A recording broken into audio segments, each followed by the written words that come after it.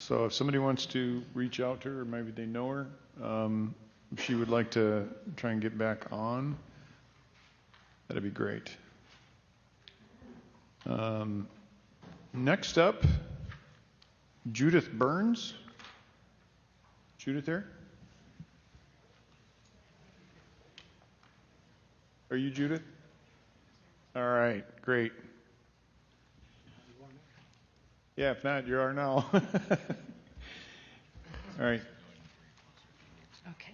If you would please give your name, and if I'm just going to ask you to please be succinct about your experience as a poll worker. So please give your name and let's go. I'm Dr. Judith Burns. I'm a resident of Maricopa County, and I've been a public educator for 40 years at both the university and secondary levels of education. I was an observer at the Tabulation and Election Center on 2 occasions and a poll watcher in my community on 1 day. Initially, I chose to do this as a civic duty to my state and to my country. And I believed in the process. Excuse me. I'm nervous because this is so very, very important. Ma'am, please don't be nervous. It's just us normal people that you're talking to. We're on your side. I know. I You're know. a teacher, we're nervous. I know. I won't check your grammar. Thank you. I observed at the election center on 2 occasions, both in the signature verification room and in the ballot processing room. The first day I was in the signature verification room, I was a little bit, having never done this before, I was a little bit startled at the circumstances. I walked in, was set at a table, told to stay in that spot, and I was facing a room full of computers that all I could see was the back of them. There were some computers behind me, but no screeners there that day. There were maybe 8 or 9 people present that day. I couldn't see anything, and I was very disturbed by this, but wasn't really sure what to do. I did ask Celia, who I believe is one of the vice presidents of operations, why they were like that, and I was told because they needed to be set up that way due to the wiring systems. So I was there again 4 days later, and the room was full of screeners. I was able to turn my chair around and look through a plexiglass at one of the computer screens, which was maybe 6 feet from me. I could see it better when I was able to stand up, which I did. I kept looking at the screen because it seemed very odd. And in the bottom right-hand corner was a yellow banner. And I got into a position where I could see the yellow banner, which said low confidence. Then I started paying much closer attention to the signatures, thinking this didn't even make sense to me because the signature on the ballot that was being compared to other signatures didn't even resemble in any way what they were comparing it to. They were completely illegible. They were just scribbles on the ballot. And there were 5 screeners screening low confidence ballots for an entire afternoon that I was in there. And I asked Celia what the low confidence said, and she said just not to worry about that, that this was a new program that they were testing. And I said, okay.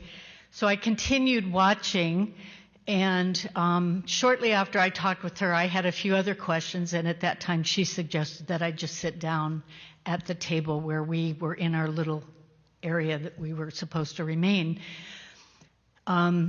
Shortly after that, there was a server outage, and I believe on my affidavit I said there was a power outage, but in actuality the lights were still on. It was just the servers in that room that went out for maybe 10 to 15 minutes. So I'm sitting there thinking, where did all those signatures go that were in the queue for them to check? That was one of my questions. Then, when the computers came back up, the gentleman that I could see quite well, all of a sudden had a green banner, and it said high confidence. And I just sat there very quietly watching, because then they had some conversations. There were 5 screeners all in one small area. They had some conversation, and the question from one of them to this gentleman was, "Are you still doing what we were doing?" Meaning low confidence. And he said, "No, I'm doing high confidence now." And he was, out of those 5 screeners, he was then the only one that was doing high confidence signatures, because he was the one I could see. And at least that's what I surmised. I don't know if it was coincidental that there was an outage, and I don't really know what all that means, but what was evident to me was the signatures that were going through there were not what they were trying to compare to. And so that was my concern that particular day. Let's see.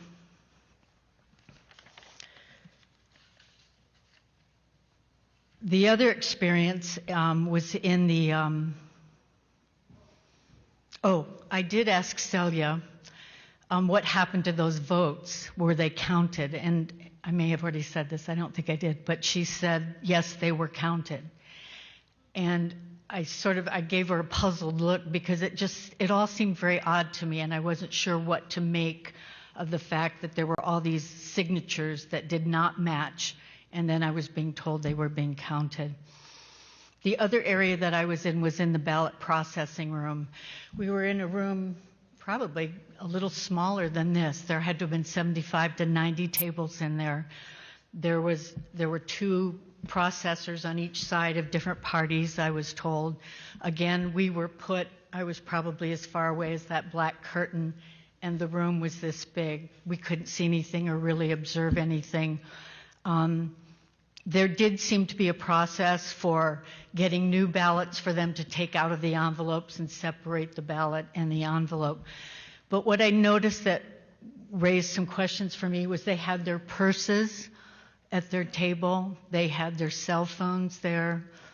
During their break time, if they did not get up and leave their table, they were able to rummage in their purses and in their backpacks. People had backpacks there as well.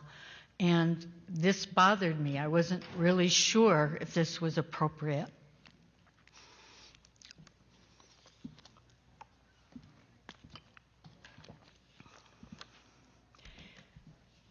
The other thing I found interesting in the whole process was when the press came in the second day that I was there. The 2 women that had been in a quality assurance role, is what I was told, that sat at tables, and if they had overvotes or undervotes on a ballot or an issue with a ballot, they would take to those women. All of a sudden, they were sitting at a table like this, one on each side, and they were processing the ballots very close to me. They weren't very far. They had set up a table very close to where I was as an observer, and the press was able to take pictures of us so that they could see that there were observers close to them, and they would get behind me, and they were directed that I was an observer. So they were trying to get pictures, including me in that, was the impression that I was given by the conversation I was hearing. The other experience I had was in my community at in the early voting. I got there very early, wanted to make sure I knew where I was supposed to be seated and what I was going to be able to see. And I was placed again against the wall, out of the way, so that I couldn't see anything. And when I got up to walk, keeping distance from people, and there was quite a bit of an area, it was in a gymnasium, so it was a large voting area.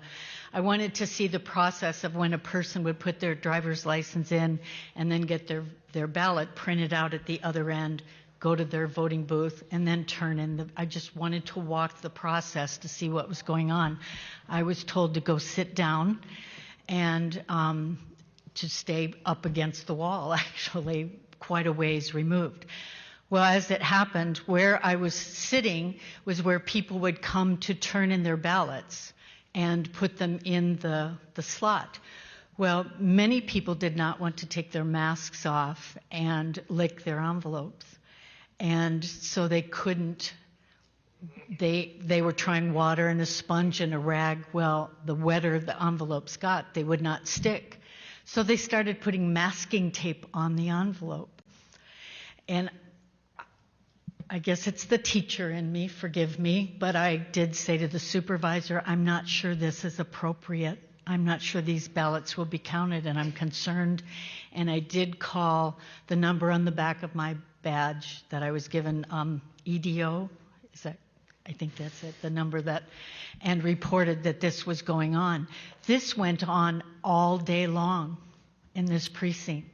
There was masking tape, there was tape. Somebody had gone to get a dauber to try to get the envelopes to stick. But when I would watch people put them in, the envelope would open, and so I don't know if those ballots fell out, if those ballots were ever counted. I'm not really sure what it meant. But what I ascertained from all of this was that there were just some odd things going on, and I was concerned. I was concerned both at the tabulation center by the fact that we weren't allowed to see signatures, that I was looking at low confidence signatures and was told that those votes would be counted, and then going to a precinct and seeing that envelopes were being taped with masking tape for an entire day. And I was very concerned about that. When I volunteered to serve as an observer, I did so with the belief in the process and the system. That belief has been shaken by this experience. It truly has. And I'm truly concerned for our future as a nation and as a state. And I truly hope that based on the facts and the information and the findings that you received today from the many, many people that are willing to come forward and state what they have observed, that you will make an honest decision so that the integrity of our state can be upheld. Thank you. Dr. Burns, thank you very much for your courage and your service. Thank you. Mr. Giuliani, do you have any questions? So how many days were you there, Ms. Burns? I was 2 days at the Tabulations and Election Center and 1 day at a poll watching. Which was first? The Tabulations and Elections, 2 days there. The 2 days at the tabulation center? Yes. And then after that at the election? At the poll, the first day of early voting. So at the tabulation center, most of the time it was hard for you to see anything. I wasn't sure what my purpose was. And you were there to make observations of the examination of the mail-in ballots, weren't you? Correct. To see if they were appropriate, Right. filled out, whether the signature looked right, address there, name there. Did you ever get to see any one of them? Not one. Not one? Not one. So how many people in this center? In the ballot processing room, there were approximately 90 tables, and it was a gymnasium-sized room.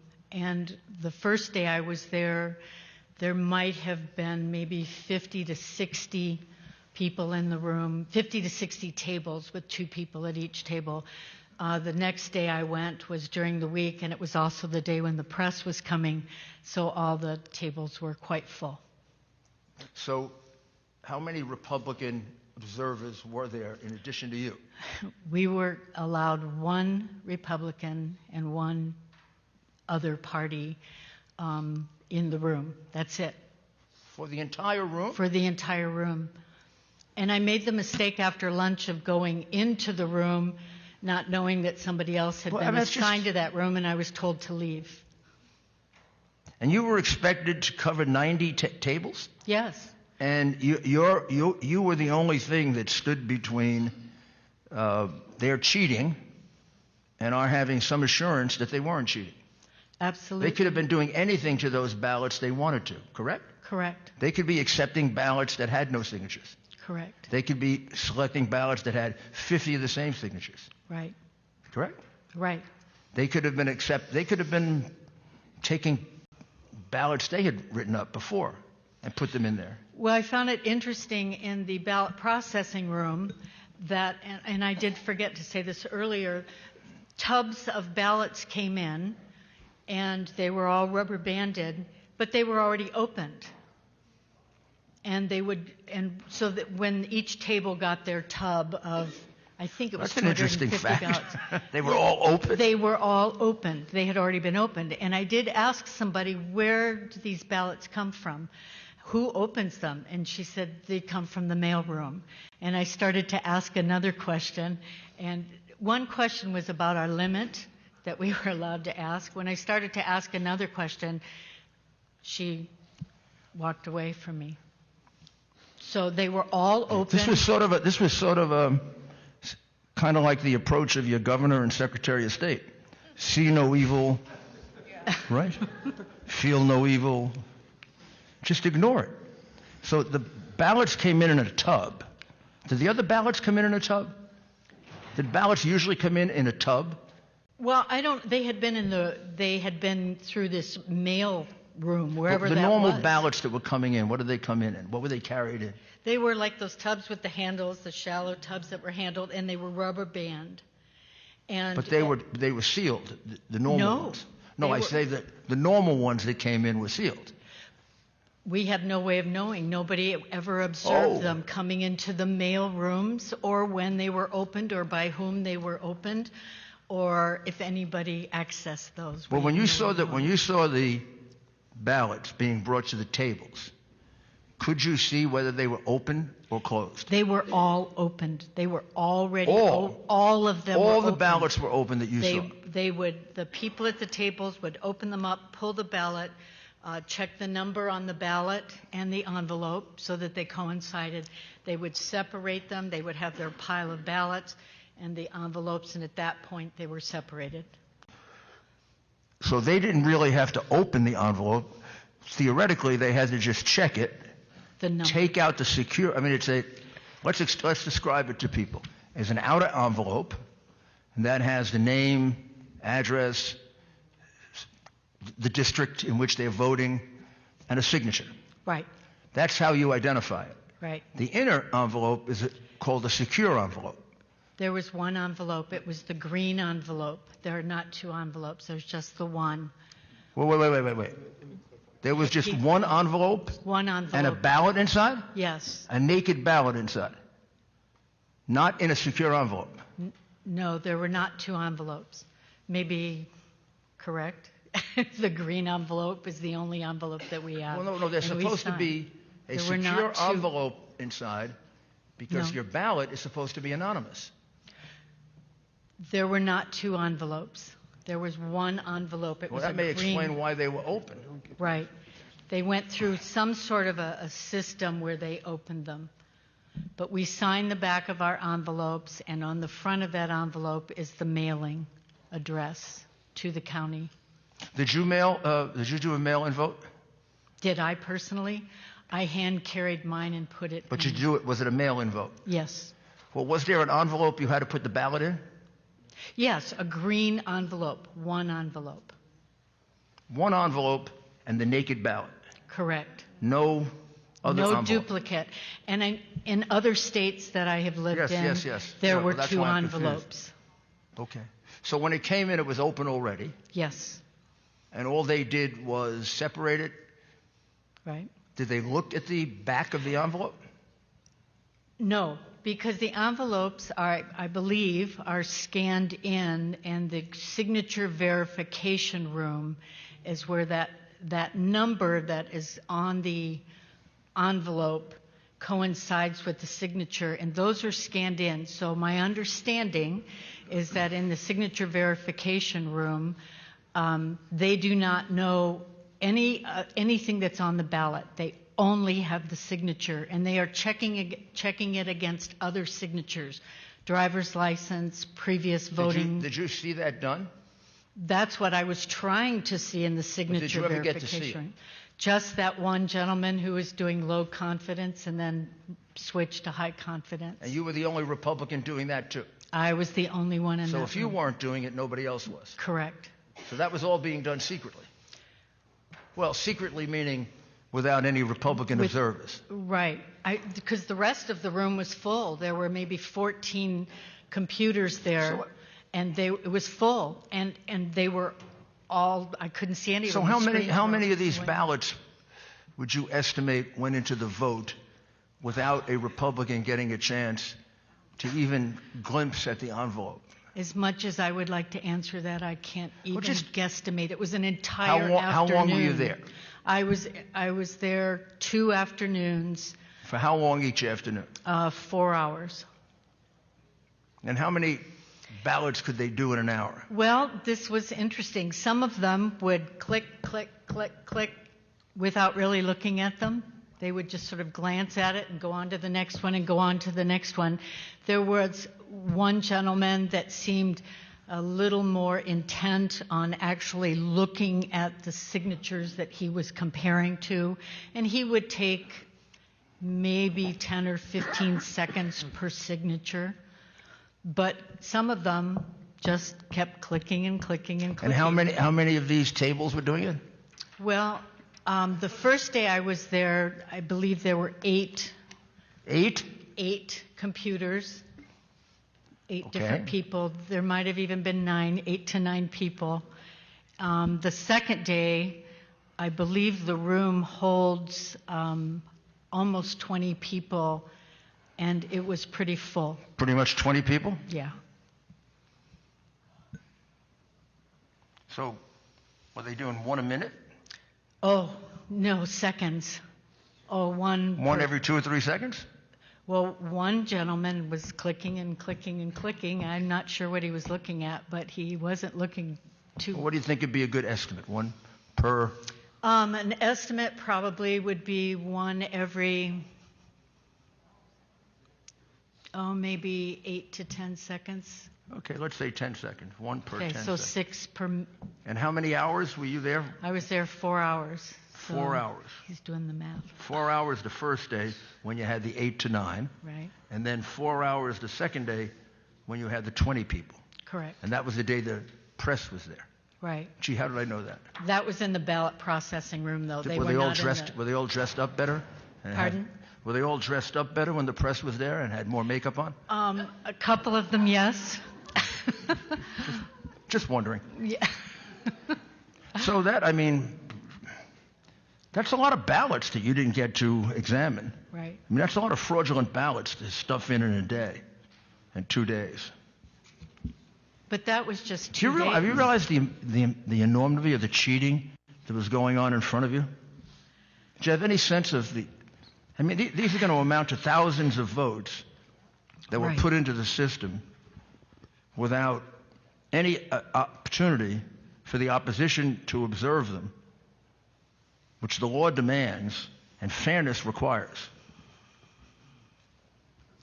I went home that night, and I could not stop thinking about what I I bet had you seen. couldn't. I was so disturbed by it. I contacted Gina Swoboda, who was my contact person and arranged for me to observe. And I texted her. She asked me to write an email. And then I got very specific in my email. I was so disturbed by what I had seen. I went into this in good faith that people did the right thing. And that's not what I saw. I've never had the opportunity to provide a civic service like this before, and I was truly astounded at what I saw. And the way people were polite, but the way I was treated. Go sit over there. I was at that black curtain, and the closest table to me was further away than I am from that black curtain. And you did this for no compensation. And tell us the reason again you did it. I did it because I'm a retired university professor, And I wanted to be involved in this process. I believe in our country. I believe in this Well, thank you. process. And I'm so disappointed in what I saw. You're shocked. I was shocked, absolutely shocked. And at first I thought, maybe it's me. I've not done this before. I don't really know specifically what I should be looking for, but it didn't feel right. I didn't know what it really meant, but it didn't feel right. And the way things appeared, especially in the signature verification room, really disturbed me. I'm very sorry for what happened to you. Well, Shouldn't happen in America. That's That why should, I'm that should here. happen in China or Venezuela. Well, that's why I'm here today. Well, maybe you'll make it back into America. Help us become America again. I would like to. Thank you. Thank you. Just not so fast. Members, any questions? Sorry. Representative Bartow. Thank you, Dr. Burns. This was really troubling. I mean, when you think about signature verification, that's so basic. I just have a question about how this works out. From your observation, does each click mean that it was accepted? You're talking about the clicks. I don't know. So there could be a click that it's not accepted? And this was something that I can't answer. I don't really know that. Well, if it wasn't accepted, do you know what happens to those ballots that were not accepted? Did they go somewhere else that you observed where they would be adjudicated Well, properly? later on, I found out that some of them would go to somebody else and they would follow up on them. But my thinking was there were so many that weren't even close to the signature. How could they possibly follow up on those? So I don't really know where they went, and the clicking was, I didn't know. I tried to look. I tried to see what they were doing, but So you and when couldn't I tell asked whether- questions, I was shut down. You couldn't tell whether they were clicking accepted or not accepted? No, there was nothing on the screen to indicate that. It was strictly on the keyboard. Why have poll observers? I don't understand. I know. That was my question after the first day, and then after the second day, I was really disturbed. Thank you.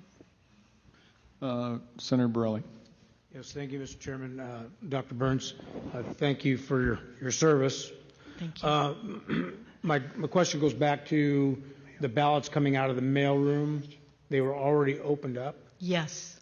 So would you suspect that possibility that they were opened up in the mailroom and a ballot was switched out and put in? I would have no idea on that. Could you speculate on that?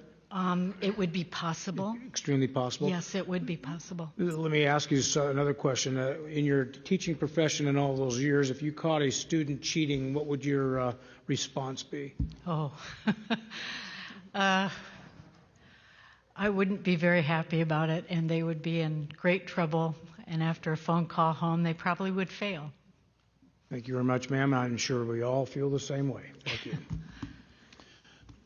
Dr. Burns, I want to, forgive me, I want to kind of run back at the envelope thing, because apparently Maricopa County runs differently than Pima County, which is where I'm from. Okay. So when a Pebble ballot is returned, a permanent early voter list ballot, that's what PEVL stands for. When you return that, it's an envelope inside of an envelope with a ballot on the inside. And what I hear you saying, I just need to be crystal clear on this. Right. The tubs that you saw with envelopes were singular envelopes with a ballot in them, all open. Yes. Okay. Thank you, ma'am. I'm sorry, Senator Allen? Yes, thank you, Mr. Chairman. Thank you, Ms. Burns. I'm really curious about the low confidence and the high confidence. It's got me really curious. And you're saying that the screen with the low confidence, you couldn't see that the signature matched at all to any of... Okay, so they're looking at one signature and trying to match it to other signatures that are on the page? Yes. Am I getting that right? Yes. And you could see that from where you were sitting that the signature did not match any of those. Most of them did not match any of the ones they were trying to match it to. It wasn't, in many cases, not all, it was just a scribble. It was just a flick of the hand.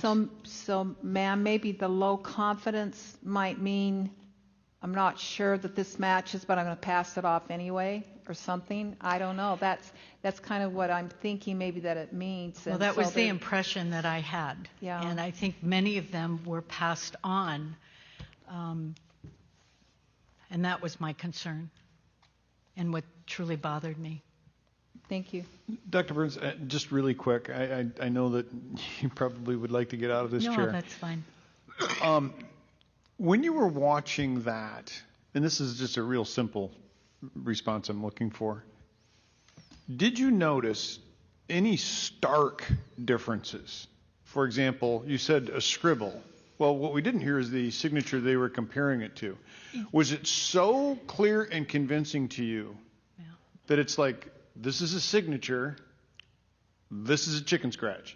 Right. It was that clear to me Right. on many of them. Thank you very much, ma'am. One- Just a moment. two quick ones. Two quick ones. What did you teach? I was a director of choral activities in music. I was hoping you taught ethics. Maybe you should now. And, and as you now know, I didn't teach math. Well, I don't do math very well either, but I just want to tell you I computed what you said, 4 hours, 8 or 9 tables the first day, 1 per 10 seconds. That'd be about 12,000 ballots that went in that were unobserved. The second day we had 20 people, that'd be 150,000. That's a lot of votes. It was. That's way more than the votes that decided this election. Way more. So if this is true, and we have no reason to believe it isn't true, I mean, all these people who are so upset saying that they cheated have to confront the fact that there are numerous American citizens who were sworn under oath that they did cheat. You gave us an affidavit under oath, didn't you? Yes, sir. You understand what that means, right? Yes, I do. I'm sure you do. Thank you. Thank you very much, and God bless you. Thank you. Now? Ma'am? Oh, one more question. Okay, looks like we're not going to get out of the question zone That's quite okay. yet. That's okay. Representative Roberts, please. Oh, I'm sorry. Thank you, Chairman.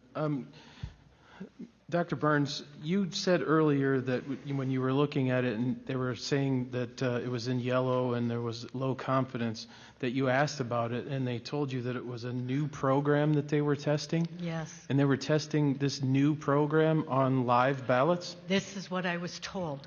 Did they give you any further explanation on Nope. that? Okay. Nope.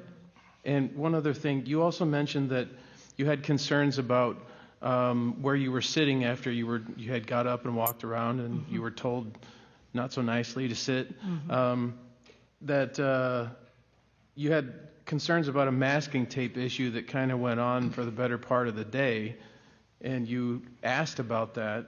Did you ever get an answer on that? If there was an issue with that? I was told not to worry about it Oh, by the supervisor. not to worry about it. And that's when I called. I did that very early in the morning. Voting had just started, and this obviously was going to be an issue right from the get-go of voting that day. And it was the first day of early voting, so they had not come across this. People did not want to take off their masks and seal their envelopes. So within the first 15 to 20 people that came through, I would say at least half of those, if not more, had masking tape put on them because they couldn't seal the envelope. Some tried water on the sticky part, and by the time they put water on it, there wasn't enough on there to seal it. But they just went ahead and put it in the... Right. When you asked about this, and you were told not to worry about it, who were you speaking with? The supervisor at the precinct where I was observing. And that supervisor is a county employee? Is that correct? It's not I somebody don't think that so. because you're there on a because you're a Volunteer volunteer basis, right. and you're going through a partisan process to be a volunteer, correct? Mm-hmm. And so when you're reporting your concerns, you're talking to somebody that actually works for Maricopa County. They're an employee. It's not, She was a precinct captain, and somebody else might be able to address that Okay. more than I can. She was the supervisor that everybody came to if there were questions regarding anything or the machines when people would put in their driver's license. And Okay. there were actually a precinct captain and a precinct supervisor there. And those were the people that were in charge as far as I could tell. Okay, thank you. Mr. Cook? Thank you, Mr. Chairman. Fellow members on the panel, I just want to point out that not only this witness, but most witnesses, this is not a Republican or Democrat issue. Everything that we've talked about is about elections, and every vote counts, every legal vote counting, as we're getting beat up out there on the fake news media cycle here. So all of my questions have been answered except one. First of all, the low confidence signatures that you witnessed, which were just scribbled, no matter what party, who they were voting for, Yeah. ran through the machine, clicked on, moved on the system. They were not taken care of. The next thing is one of my colleagues brought up is one of the things I had is that the all ballots were open when you received them. All the ballots were open when they came in there, highly irregular. So I can't imagine anyone saying out there tonight in the news media that we are in here and there is no proof about voter integrity in elections in Maricopa County. It just baffles me. When these people have signed sworn affidavits that are saying under the penalty of perjury, this is what they've witnessed. Nothing to see here, move on. It's just nuts down here in this city. Okay, but here's the question I think that all the members should notice right here. I heard you say in your testimony, now correct me if I'm wrong, you emailed in detail to the correct people these highly irregular things that you witnessed during you volunteering for this position, but I didn't, maybe I missed it, I didn't hear. Did you even get a response? Yes, I did. And that's, well, let me think. I initially texted, I got a response requesting an email, and then it was at that point, after the election, that I was contacted to complete an affidavit. Thank you. Thank you, Mr. Chairman. Dr. Burns, thank Yes, you very much, ma'am. Thank you.